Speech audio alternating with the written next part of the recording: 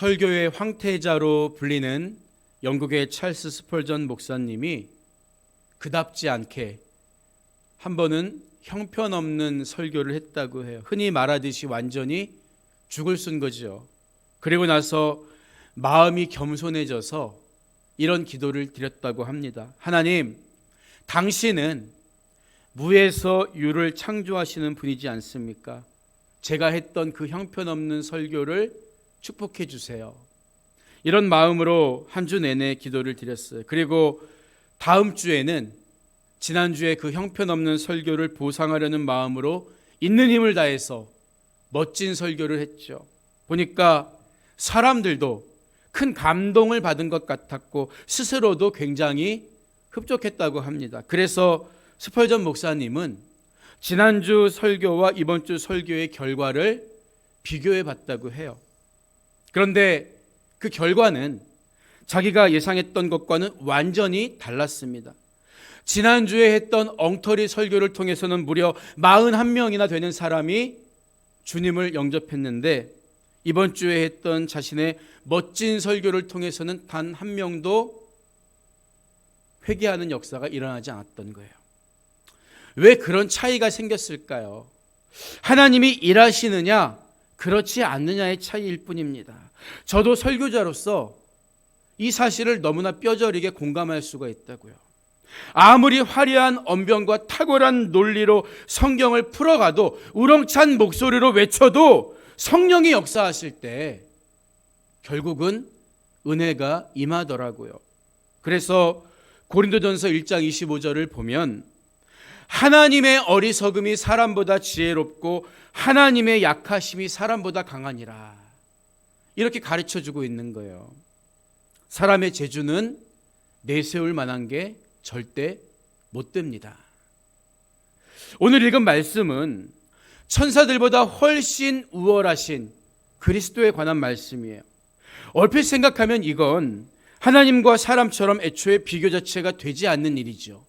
아무리 훨씬이라는 수식어를 갖다 붙여도 어떻게 감히 천사와 예수님을 비교할 수 있겠냐는 거죠.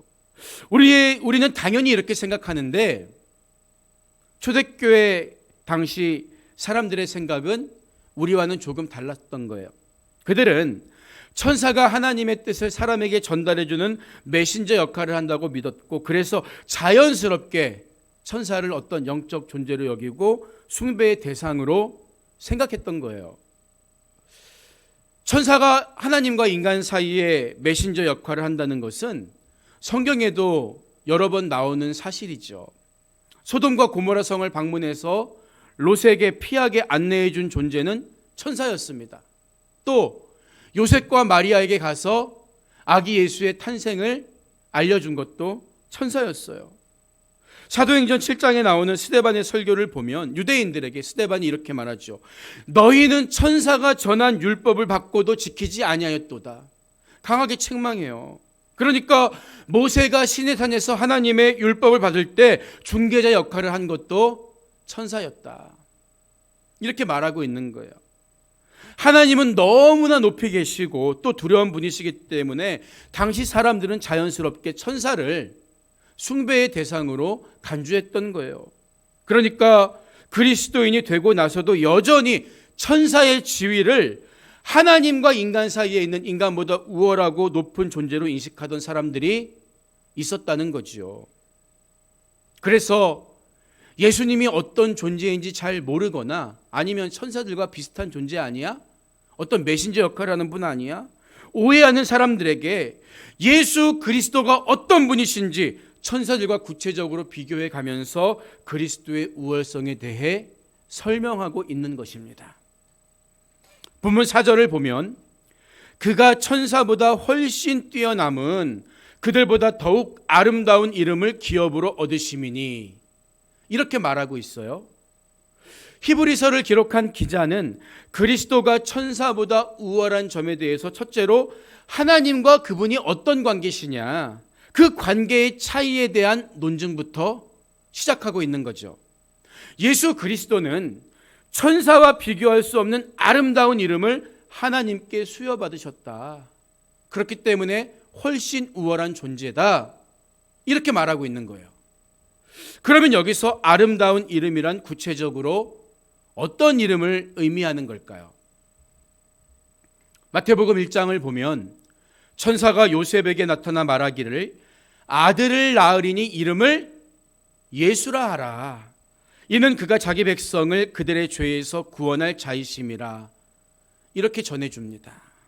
이 땅에 인간의 몸으로 오신 그분의 이름이 예수였다고요. 그러면 아름다운 이름이란 예수라는 그 이름 자체를 의미하는 걸까요?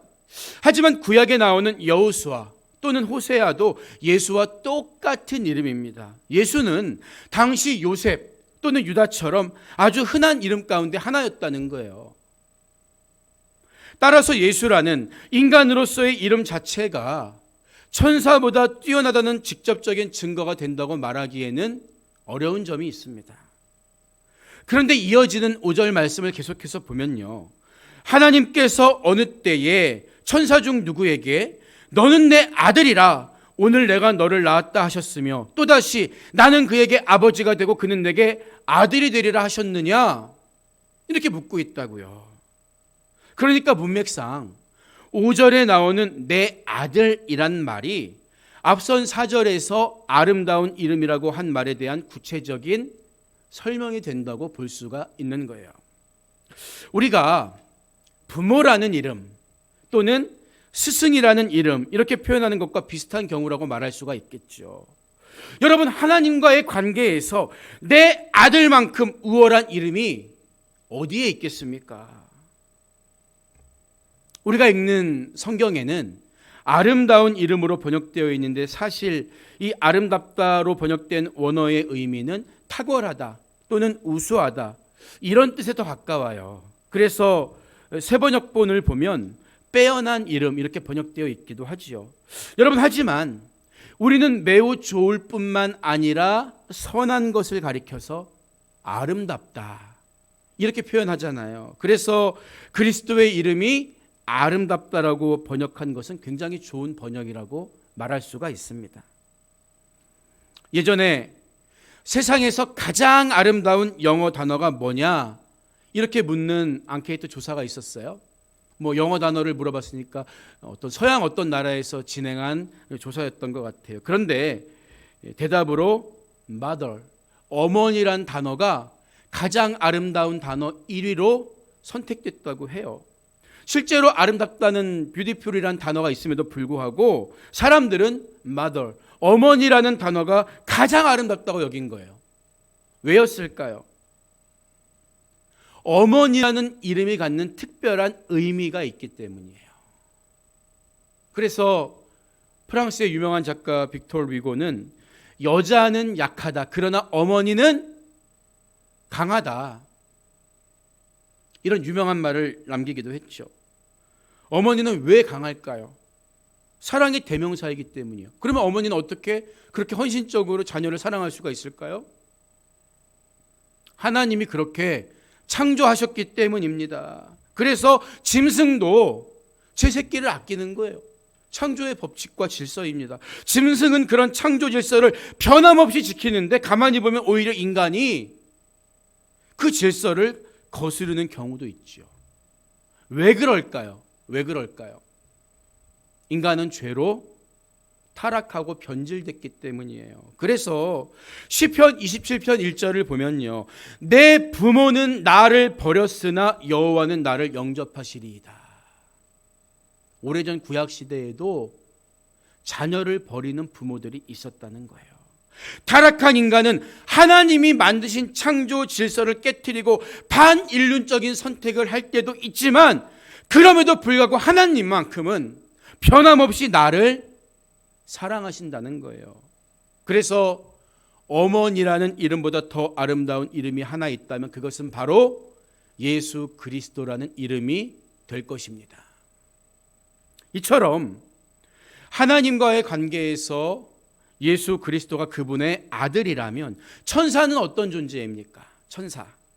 본문 6절 이하를 보면요, 또 그가 맏아들을 이끌어 세상에 다시 들어오게 하실 때에 하나님의 모든 천사들은 그에게 경배할지어다 말씀하시며, 또 천사들에 관하여는 그는 그의 천사들을 바람으로 그의 사역자들을 불꽃으로 삼으시니라 시편 104편의 말씀을 인용하면서 하였으되, 이렇게 이야기하고 있어요. 천사는 하나님의 아들이신 그리스도 앞에 무릎을 꿇고 경배하는 존재입니다. 여기서 맏아들이라고 표현한 게 재미있는데 왜 맏아들일까요? 뒤에 이어지는 아들들, 하나님의 자녀된 우리들이 있다는 것을 전제로 예수 그리스도를 맏아들이라고 표현하고 있는 거죠. 그렇지만 천사들은 하나님의 말씀을 전하는 메신저고 전달자일 뿐이고 그리스도 앞에 경배하고 무릎 꿇는 존재라는 거예요. 천사들은 비록 인간보다 우월해 보이는 영적 존재이지만 언제든지 변한다는 점에서 바람이나 불꽃과 비슷하다는 뜻이에요. 그러니까 불면 날아가고 꺼지는 불완전한 하나님이 쓰시는 메신저에 불과한 천사들을 어떻게 감히 하나님이 내 아들이라고 불러주신 예수 그리스도와 비교할 수가 있겠느냐, 이 말을 하고 있는 거예요. 그래서 이어지는 8절과 9절은 아들에 관하여는 하나님이여 주의 보좌는 영영하며 주의 나라의 균은 공평한 균이이다. 주께서 의를 사랑하시고 불법을 미워하셨으니 그러므로 하나님 곧 주의 하나님이 즐거움의 기름을 주께 부어 주를 동료들보다 뛰어나게 하셨도다 하였고, 이렇게 말하고 있는 거죠. 이 구절은 시편 말씀을 인용한 것인데 오늘 본문에는 시편 말씀을 인용한 말씀이 굉장히 많이 나옵니다. 앞으로도 시편 45편 6절 이하의 말씀을 보면 하나님이여 주의 보좌는 영원하며 주의 나라의 규는 공평한 규이니이다. 왕은 정의를 사랑하고 악을 미워하시나니 그러므로 하나님 곧 왕의 하나님이 즐거움의 기름을 왕에게 부어 왕의 동료보다 뛰어나게 하셨나이다. 이렇게 노래하고 있어요. 우리가 시편을 보면 내 주여 주께, 내 주께서 주에게, 주가 두 번 나와요. 이게 뭔가 잘 이해가 되지 않지만 삼위일체의 하나님을 생각하면 이해가 됩니다. 시편 많은 저자들이 영광 중에 임재하신 삼위일체 하나님을 본 거죠. 그러니까 위격으로는 성부 하나님, 아버지 하나님, 성자 하나님이 따로 계세요. 그러나 그분은 한 분 하나님이십니다. 그래서 표현상 내 주여 주께, 내 주께서 주에게, 이런 표현을 쓰는 거죠. 내 아들 곧 예수 그리스도를 통한 세상의 경영과 통치는 시편 기자의 시대들처럼 이 구약 시대는 물론 현재와 오는 시대까지 계속 이어진다. 그분은 다른 위격으로 존재하시면서 우리 역사에 개입하시고 완성해 가신다, 이 얘기를 하는 거예요. 그러니까 의를 사랑하고 불법을 미워하는 것은 공평한 규를 가지고 이 땅의 통치권을 위임받으시고 다스리시는 아들 성자 하나님의 성품이시다. 이것을 말해주고 있는 거죠. 우리는 그 사랑의 절정을 십자가에서 보았습니다. 그래서 빌립보서 2장 9절 이하를 보면 이러므로 하나님이 그를 지극히 높여 모든 이름 위에 뛰어난 이름을 주사 하늘에 있는 자들과 땅에 있는 자들과 땅 아래에 있는 자들로 모든 무릎을 예수 이름에 꿇게 하시고 모든 입으로 예수 그리스도를 주라시나여 하나님 아버지께 영광을 돌리게 하셨느니라. 예수님이 영광 받으시면 하나님도 영광 받으신다. 이렇게 말씀하고 있는 거예요. 날아갈 바람이나 꺼질 불꽃처럼 하나님이 부리는, 하나님께 종속된 천사는 아버지의 영광을 함께 누리고 세상을 통치하시는 그리스도와는 감히 비교할 수 없는 존재라는 거죠. 예수 그리스도를 천사와 비교할 수 없는 또 한 가지 중요한 근거에 대해서 오늘 히브리서 기자는 그분은 피조물이 아니라 창조주라는 사실로 강조하고 있는 거예요. 지난 시간에 말씀드린 것처럼 그리스도는 하나님의 아들이지만 또한 하나님이십니다. 아버지의 영광을 비추는 광채이시지만 그분과 같은 형상을 가진 본체라는 거예요. 간혹 여호와 증인 같은 이단들은 어떻게 아버지와 아들이 같을 수가 있느냐 따지지요. 그러나 개가 새끼를 낳으면 그 새끼는 뭐예요? 강아지죠. 그렇죠? 고양이가 새끼를 낳아도 새끼는 고양이에요.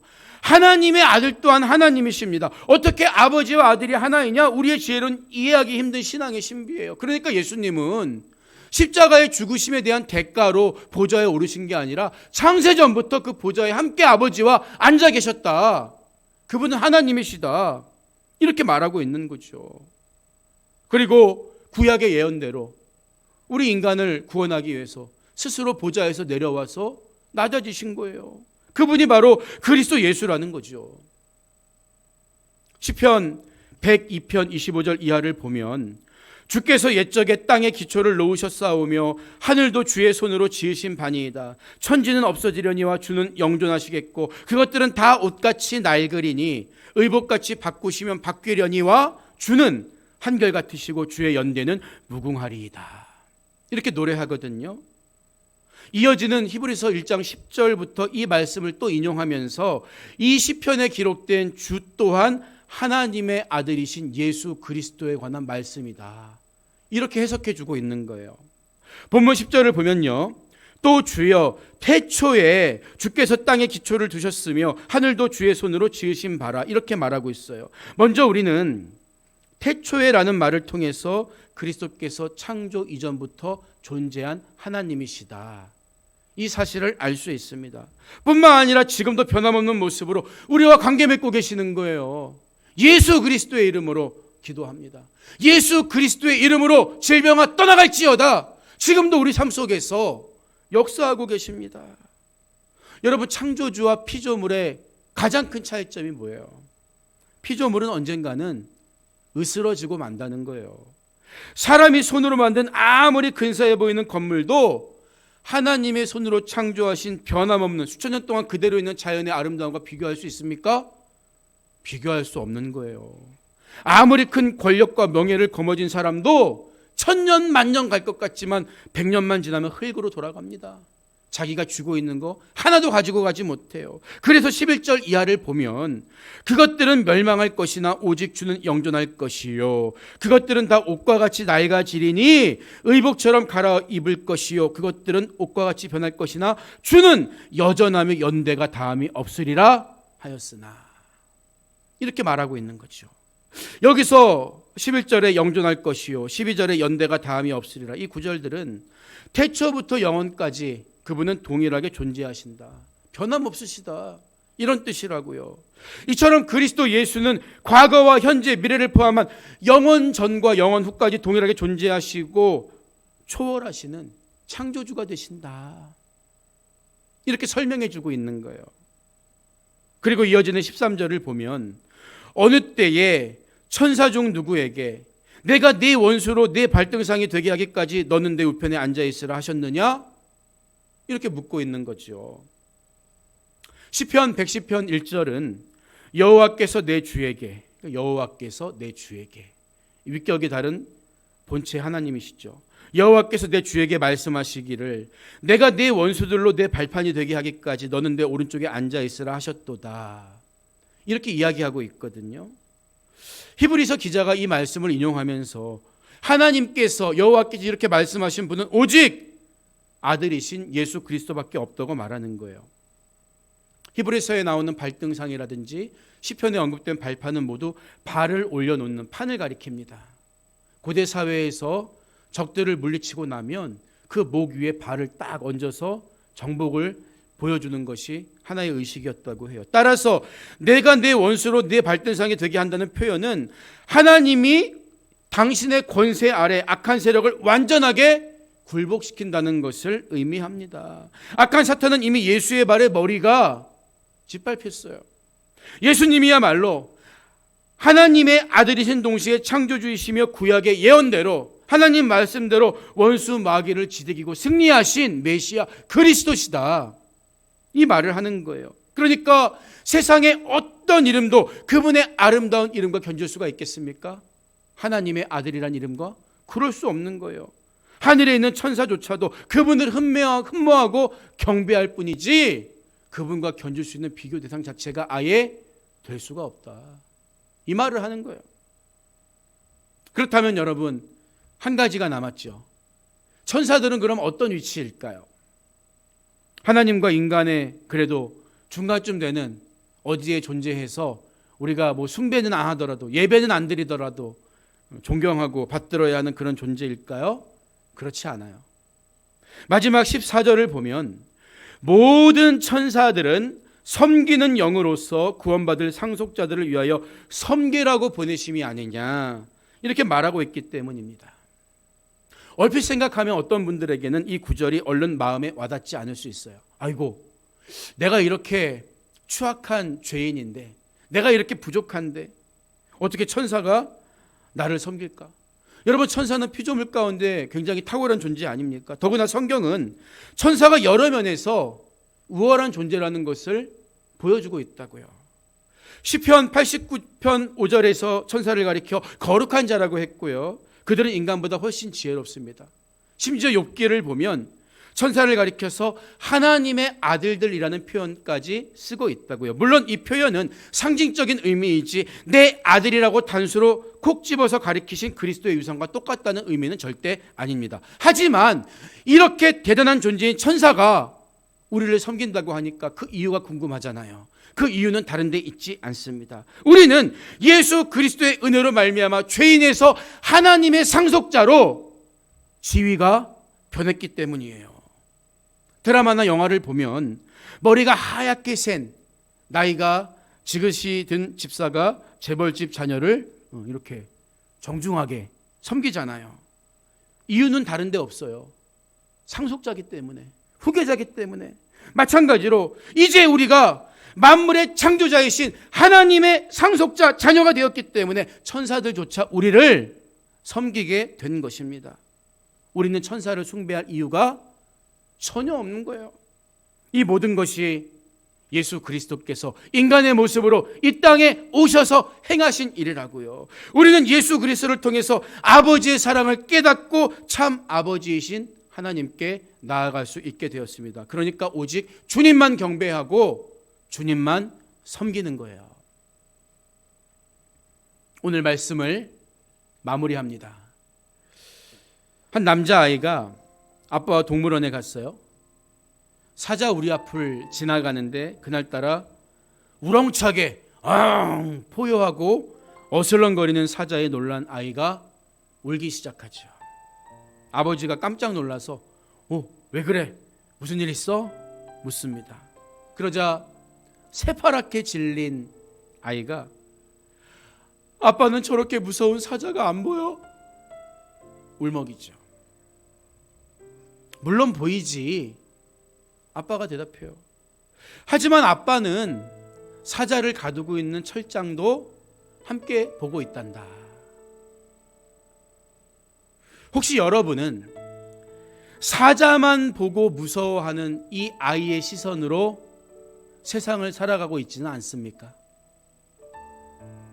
사람들은 흔히 영적인 현상을 보면 두려워서 움츠러든다든지 또는 그걸 가지고 미혹하는 사람들 앞에서 쉽게 넘어가고 무장해제되어 버리는 경우가 참 많아요.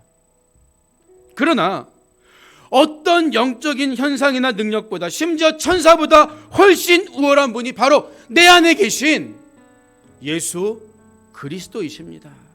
그분은 나의 구세주가 되어주셨고 우리는 이제 그분으로 말미암아 하나님의 자녀 상속자가 된 거예요. 어떤 문제 앞에서도 예수 그리스도를 의지하기 바랍니다. 하나님의 자녀답게 흔들림 없이 치우침도 없이 오직 예수님만 바라보면서 담대하게 하나님 나라를 살아가는 하나님의 자녀가 되시기를 주님의 이름으로 축복합니다.